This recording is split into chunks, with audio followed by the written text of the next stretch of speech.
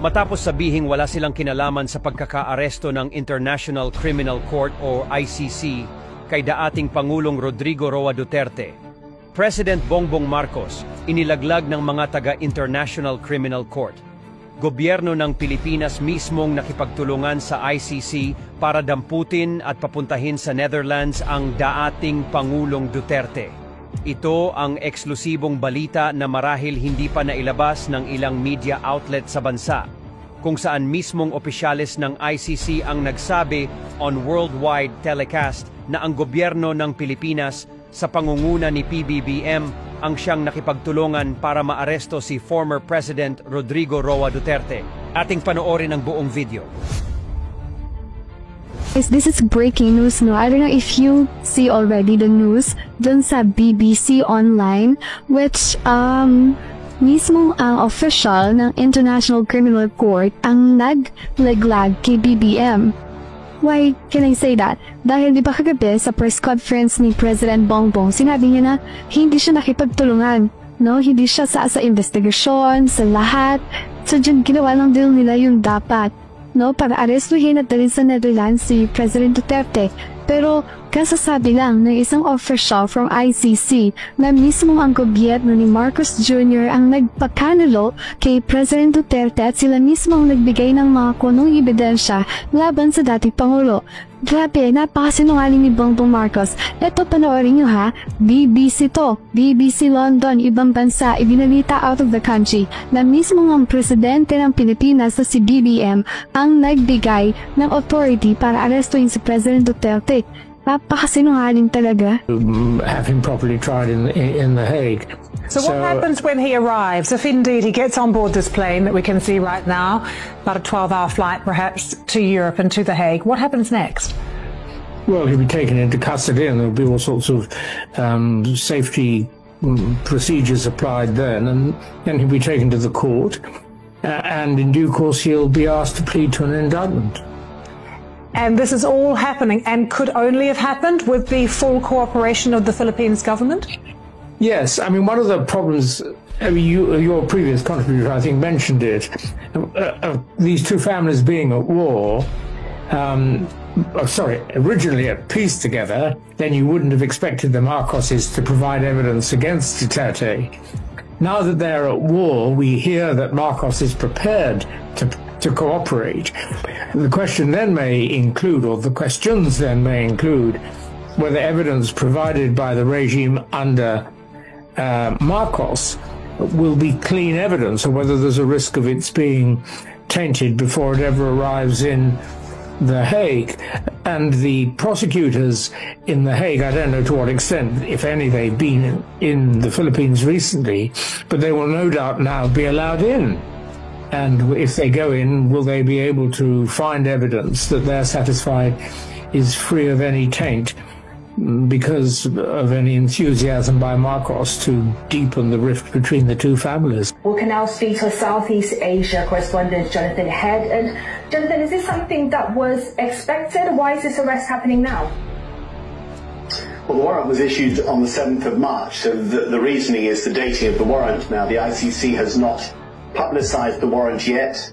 Apparently it won't routinely do that until it has a suspect in custody, and it is possible, given that Mr. Duterte was taken straight off that plane to an Air Force base, it's very possible they may fly him to The Hague very quickly. What was unexpected was that the government of the Philippines, headed by President Marcos, would move so decisively against such a high-profile and still very popular figure, a former president who, remember, was an ally of Mr. Marcos's until quite recently and still has a huge support base.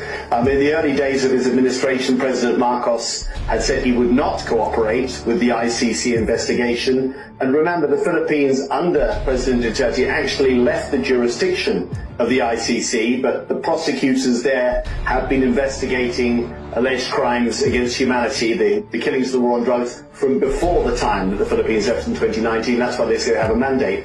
But no one, I think, expected President Marcos to move so decisively against his former ally, now bitter political rival. And I think people perhaps weren't expecting the possibility that former President Duterte might well be flown immediately to The Hague. It's opened up a whole set of political and legal possibilities, both in terms of current political contests in the Philippines, this rivalry between these two big families, and in terms of bringing to account or bringing some kind of justice to those who died, or the families of those who died during the war on drugs. And Jonathan, briefly, just remind us of those accusations he's faced over the years.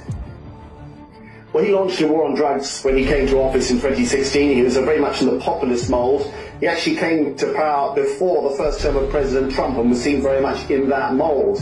But he threatened to kill large numbers of people. He said he was very willing to accept responsibility, and that's what happened. Huge numbers of people were gunned down in very controversial police operations.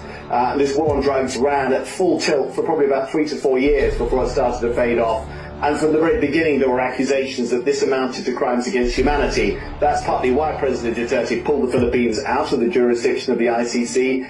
But I think for all of the calls for justice for those who were killed and for some kind of accountability for the bloodshed, nobody expected a figure as powerful and influential as former President Duterte actually to end up being arrested by his own government on a warrant from The Hague.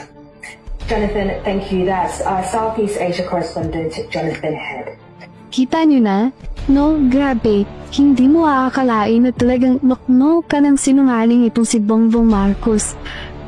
Simula nung naupo ka sa pwesto, 3 taon ang lumipas, pinanindigan mo na walang jurisdiction ang Pilipinas at kahit kailan hindi ka makikipag-cooperate sa mga yan dahil alam mo na ang Pilipino ay dapat husgahan ng mahistradong Pilipino din, hindi ng banyaga.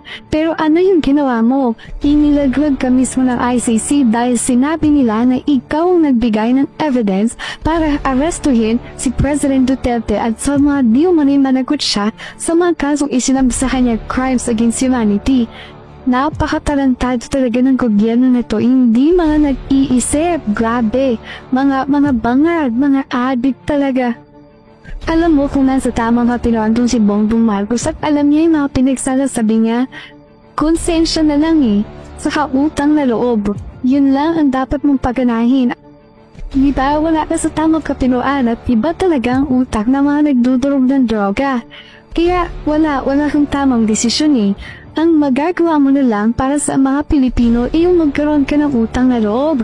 Tandaan mo, lumapit kayo sa mga Duterte para kayo ay manalo sa eleksyon. Tanda mo yan kasi simulat sa poll, hindi ka naman nanalo kay Lenny Saka walang nangyaring daya nun, talagang ayaw sa'yo ng mga tao nun dahil Marcos ang apelido mo. Kaya lang, grabe, nagpetisyon ka pa ng kahit anong electoral process na ganito ganyan. Hindi ka rin naman pinaninggan ng korte dahil merong final decision ang taong bayan at ang noong 2016, sila ni ang binoto nila. Ngayon, nananghingi ka ng tulong sa mga Duterte. Pinigyan ka nila ng pagkakataon para linisin ang pangalan ng pamilya mong ubod ng grabe ang pagnanakaw. Ngayon, wala kang ginawa. Yung mga taong tumulong sa inyo, yung mga taong naging kaibigan ninyo at hindi kayo iniwan hanggang dulo. Ganito ginawa nyo? Dating Pangulo, yung ipinagkanulo mo sa ibang bansa. Binigyan mo ng chance ang mga foreigner, magbabayad ka sa lahat ng ginawa mo. Hindi natutulog ang Diyos at alam niya na napakasinungaling mong tao. May araw ka rin, hindi habang buhay ng Diyanggay sa pwesto. At kung inaakala mo na magagawa mo yung ginawa ng tatay mong diktador na hindi na bumaba after 2 decades, diyan ka nagkakamali. Buhay ang Diyos, may konsensya ang mga tao at alam nilang adik ka, hindi ka manarating sa pwesto. Interpol ka na ngayon. Ha? Wala ka namang sinasabing Interpol dati Number 1 ka talagang sinungaling. Grabe. Imaginein mo mga lods, sariling kababayan, Pilipino, dating presidente pa ng Pilipinas, hinayaan niyang dakpin ng ibang lahi. Oh my God, Mr. President, Dito pala litigation sa Pilipinas, Mr. President. Talagang dumating ka talaga sa point na ganyan, ha? Ba din, no? Talagang yung mga hocus-pocus nyo. Grabe mga lods, no? Papaano kaya ni BBM na sisikmura yung mga pinagsasasabi niya? Nakipag-cooperate sila. Sa ibang lahi, nakipag-cooperate sila. Sa ICC, may pa-Interpol ka pa. Sabihin mo, ICC talaga yan. Tinatakot mo pa kami na pag hindi mo susundin ang Interpol, baka hindi tayo tulungan. Tangina, di ba? Napaka-weak mo talaga. Sa bagay, wala ka kasing bayag eh.